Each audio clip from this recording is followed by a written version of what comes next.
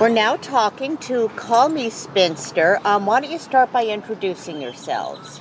I'm Rachel. I'm the middle sister. Uh-huh. I'm Amelia. I'm the oldest, and I play keys and accordion. Mm-hmm. I'm Rosie. I'm the youngest sister, and I play bass. Uh-huh. Could you give me some background on how you started performing together?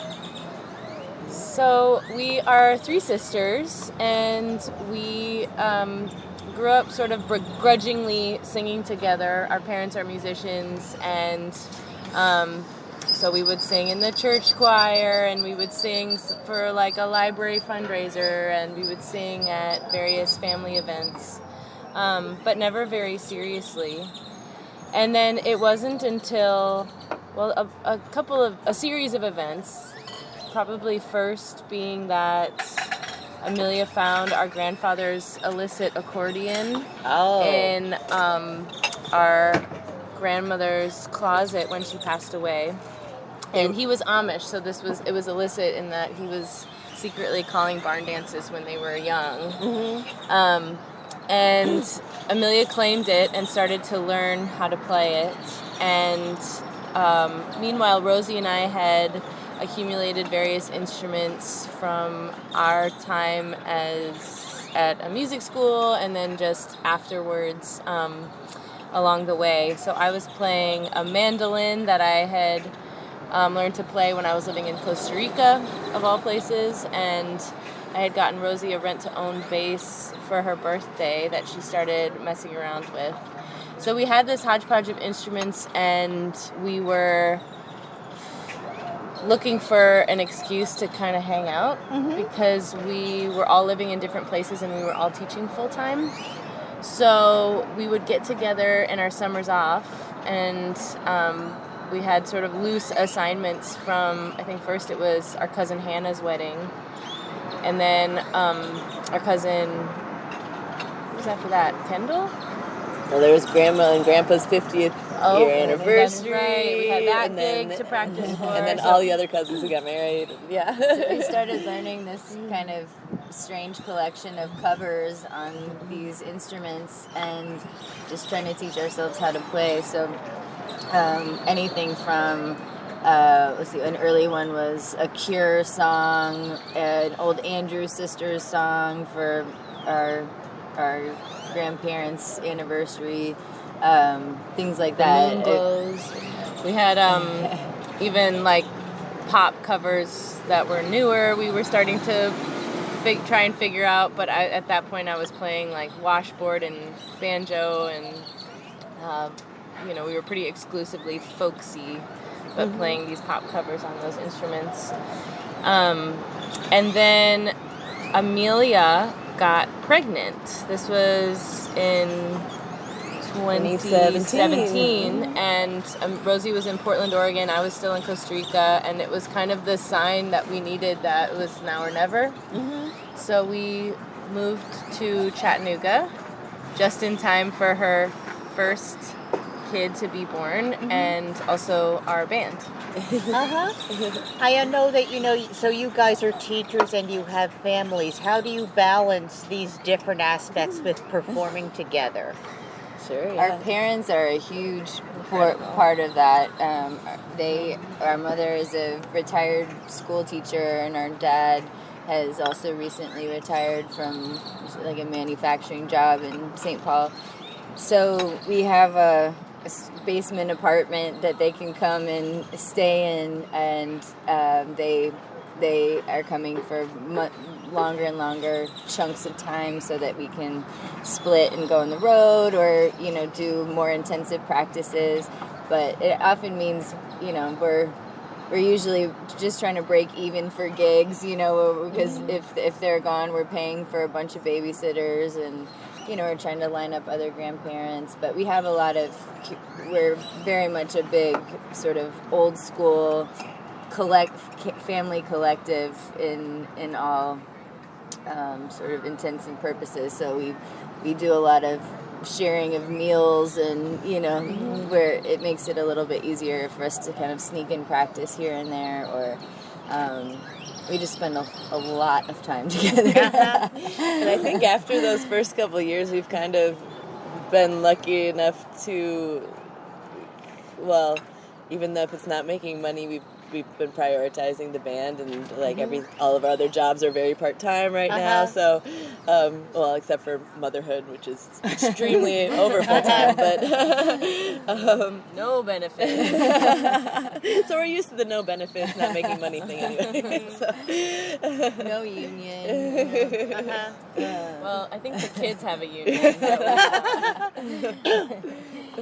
So yeah, I think what is hard to describe and explain to people that aren't parents is that the band, in some ways, I think actually makes the role of both parent and sister really special, and I think for me has been such a lifeline in that identity shift, to not only feel like I'm still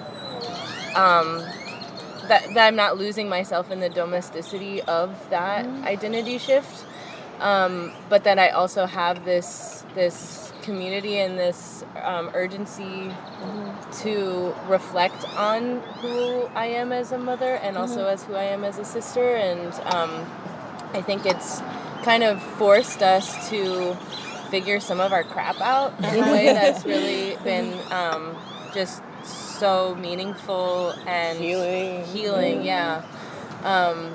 If you had asked me 10 years ago if I would be living in the same town in the South with my sisters, I'd be like, you're crazy. Like, zero Co-parenting. Yeah, very much co-parenting. So, but the band has been the impetus. It's been this thing that feels like, in all the ways that it's not financially working, it's working. And it feels really important and worthwhile. Yeah. One group you kind of remind me of are the Roaches with the harmonizing. We love the Roaches. That's awesome. Hammond Song is still one of, I think, my favorites. But it's interesting, we didn't really grow up with the Roaches as much. I think we've come to them as adults. We grew up on so much other folk from that time period, but our parents maybe had one record, and we had a kids cassette tape that they did like early on. On their head. But yeah, I think we've gotten more into them as people have made that reference, and so it's interesting. I think we like it because it feels there's something that's very not precious about them, which I think with sister harmonies and stuff is something that a line we're always trying to sort of ride or sort of avoid, that kind of like saccharine sweetness, that often comes with sort of female vocal heavy music, and I think we're trying to not take ourselves as seriously as a lot of that genre, so I think we really appreciate the Roaches comparison for that reason, because they're a lot more punk rock to us than a lot of their 70s counterparts, And also, I mean, they definitely had a sense of humor. Which was always really great about them. Yeah. That was something that was a hard transition for us when we went from playing just exclusively covers to writing our own songs. Especially in a situation like South by Southwest where you're playing only original music. Our original music has tended towards very earnest, and our covers are just purely silly for the most part. And so when we don't have them in our set, we're like, we're naked. This is very serious. And to the point where it even affects like how we feel about like what we're wearing on stage, because it feels like when we're playing our Eve 6 cover, it's fine to be in our sort of silly, flouncy, absurd bathrobes kind of thing, but when we're just playing our original songs that are about like love and breakups and heartache and motherhood, it's like, does this represent me? Is this maybe we do need to go to all black and or You, whatever. you mentioned your parents were musicians too. Our Yeah. dad, or they met actually at music school. They were both studying to be music teachers. And they come from musical families as well. It goes pretty far back. So our grandfather, as we mentioned, our dad's dad, loved music enough to rebel doing it. It was probably one of the reasons he left the Amish, honestly, because he became a Mennonite minister, and they still don't do a ton of instrumental music, but he was allowed to play guitar, for instance, and so he learned guitar. And our dad, the whole family bought our dad a guitar when he was maybe in 8th grade, something like that, and that was a huge part of his growing up, and very kind of unique in that community that there was a kid learning an instrument. And to the point where actually our dad, even after college, moved to Dallas for a year and tried to make it in the singer-songwriter circuit, and still has tapes from that time and headshots. A lot of great songs. Yeah, some really great songs. And then our mom was in more of the classical world. We grew up with her going to. She had a church gig that she did every Sunday, directing the choir. But she would go to the church once a week and just practice her arias in the church, and we would watch Wonder Years out of the crappy TV. Draw on our faces. And she would, do competitions and stuff like that. So they both have this background of valuing performance and also seeing how it's not like a linear thing of like you put the work in and you get money and fame and riches, it doesn't work like that. And then so they've been incredibly patient and supportive and just like all for it. or yes men, 100%. Yeah. And same with our partners too. Yes. We're really lucky with that. So, yeah. Kim, at what point did you start moving from exclusively covers to also writing songs? How did that come about? That was In a about bathtub. year in. Yes. My husband is a very prolifically creative person in general, and one of the things that he's done for years is sing songs to himself as he's driving, and he has this really great collection of songs that many of which I didn't realize he'd written because he'd just sung them for years and years, but he can't really carry a tune. He doesn't play any instruments. These songs just sort of come out of him, and so he kept encouraging us as we were learning these covers. Well, you guys should write your own songs. It's not that hard. You just kind of like, sing into the abyss and see what comes out, and so I don't know what kind of inspired it. I think the first song was right after I had my first kid, and he suggested that we go into the bathtub and just sort of sing and see what comes out. And we call it making whale noises. Yeah, Like, sort of like just not With the think water about running. it. You're just like, And so lyrics and melody often come simultaneously, even though the lyrics might be kind of stand-ins until you sort of figure out what it is what the song's about. what it is that's coming out of you. But so we wrote several of the songs on actually both the EP and the full-length record came from that early time, and we just started going for it, and I think the learning covers, but learning them in the way that we did, which was often kind of rearranging them a bit, or putting a unique spin. I think that really was super helpful to just kind of understand the anatomy of songs, and how simple they can be. Like sometimes the best songs are the 2-chord, 3-chord songs, and we're still trying to figure that out. Remind ourselves.